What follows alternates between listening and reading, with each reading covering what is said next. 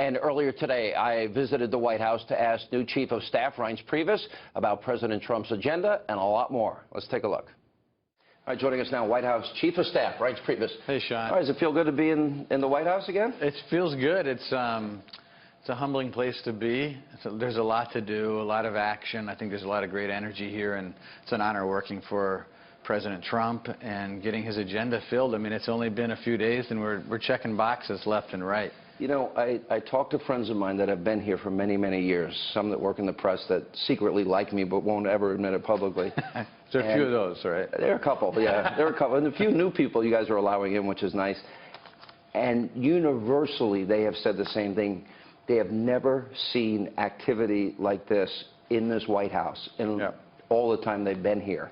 Yeah. A little shock and awe to D.C.? I think so. I mean, we've been doing this, though, I think if people just kind of think back before Christmas, we've been operating this way ever since the election. We've had people coming in and out, having meetings, picking cabinet secretaries, doing work, and culminating to this first week, which has been, we've had 12 executive orders, I think, as of now, and hitting the promises that we made. Hiring freeze, regulatory freeze, today with immigration, yesterday with jobs, the day before with trade.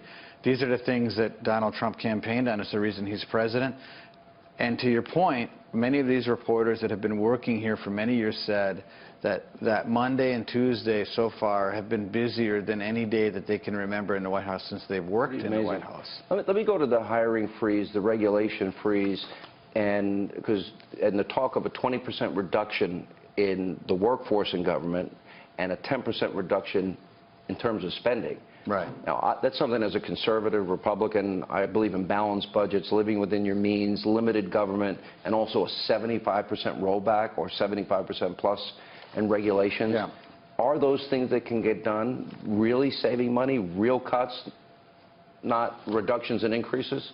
Well, absolutely. I mean, first of all, one of the things that you have to start with is leading by example. And if we have a hiring freeze at the administration level, meaning there's enough employees at the administration executive level to get the job done for the American people. There's no reason to add more employees outside of public safety and military, but outside of those areas, there's no reason to keep growing government. It was one of the first things Ronald Reagan did. It was one of the first things President Trump did. On regulatory reform, what we did was we said that if there's any regulations currently en route to being upon completion, that those regulations have to be halted, and we have to review them and approve them before they move forward. So there might be some good things out there that we don't want to halt, but for the most part, we hear from business owners, and I know you've talked about it, and people out there know, that regulation, in many cases, is sometimes far worse than taxes and all the things that we normally talk about.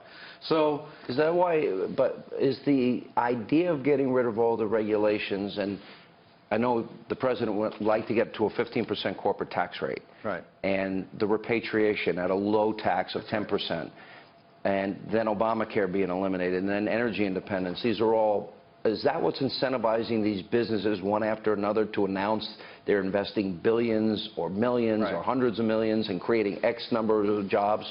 Is it because of that, do you believe? Yeah, I mean, we had meetings here. Some people, if they were watching TV, knew that we had the big car manufacturers. We had some of the biggest companies in America, biggest employers here. We had union leaders here saying the same thing, all on the same page, saying, look, if we're going to be an administration that cuts regulation, that lowers business taxes so that these companies can expand, that we disincentivize companies from moving overseas into Mexico and China, and make doing business in America better for them, well, then the jobs are going to explode. We're going to have maybe 3, 5, 6, 7% growth if these things happen. If Donald Trump becomes the president, which is his goal, of the American worker, of the American manufacturer, forget about politics, because we'll never lose an election as a party. It's about we're going to have a comeback in this country like we've never seen. And that's why these companies, yeah, exactly. And that's why the companies are saying, you know what, this might be a better place to do business. And I think people are starting to see that for the first time in a long time. The president talked about it with the Keystone Pipeline and the Dakota Pipeline, and then adding the added I guess, mandate or making it part of the deal that any steel that's used for pipes has to be made in America as well, which would help American steelworkers. Well, let me tell you how that happened. Yeah. So we were in a meeting yesterday with, it was with the union leaders and the folks that were talking about. Wasn't it in this room? It was in this room. Yeah. And President Trump was sitting where you're sitting.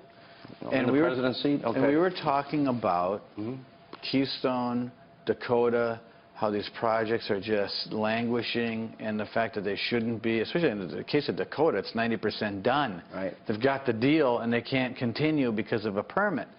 And so the president was talking about these pipelines, talking about the union and some of the folks, the workers were here too that were actually in the fields. And it was just President Trump saying, wait a minute, where is this pipe coming from?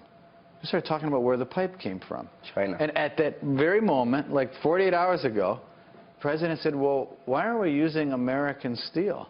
Why shouldn't we be using American pipe? If the American government is involved with making sure that these pipelines continue, then why wouldn't we want to make sure that we're using American pipe and American steel? So he said, okay, well, let's write an executive order that says wherever you can possibly use American pipe and American steel, we should do it. Someone maybe brought something, well, maybe there wouldn't be a company that has enough steel. And President Trump said, don't worry.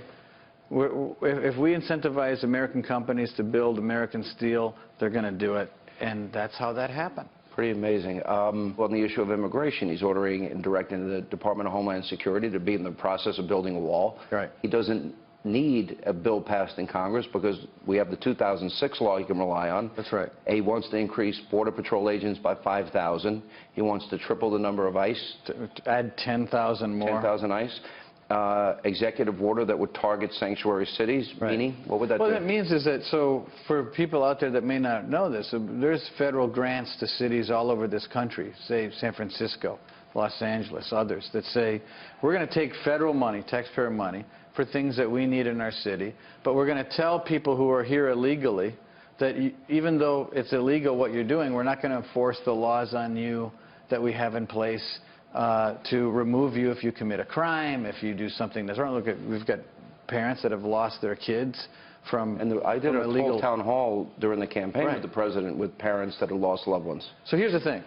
The question is, should places in this country that ignore the laws of this country when it comes to immigration receive federal money into their communities? No. And the answer to me is no. And in that's fact, the president. for people that don't realize it, it's actually been something that's been in the Republican Party platform now for over 8 years. So this is not some sort of crazy thinking. The point is, if you defy the laws of this country, you shouldn't receive federal taxpayer dollars from the people And if you're of this country. offering sanctuary to people that didn't respect American law and That's right. sovereignty, it wouldn't happen. Okay. On a scale So let me of... just back. So in some cases, you have folks that are committing crimes that should otherwise. So forget about the fact that they're here illegally. They're harboring The second criminals. thing is they've committed a crime, and in every other jurisdiction they say, okay, you've committed a crime or a felony. You now have to leave the country. That's normal, right? I think that's normal. But they're not doing that in these. And that's part of it. And coming up.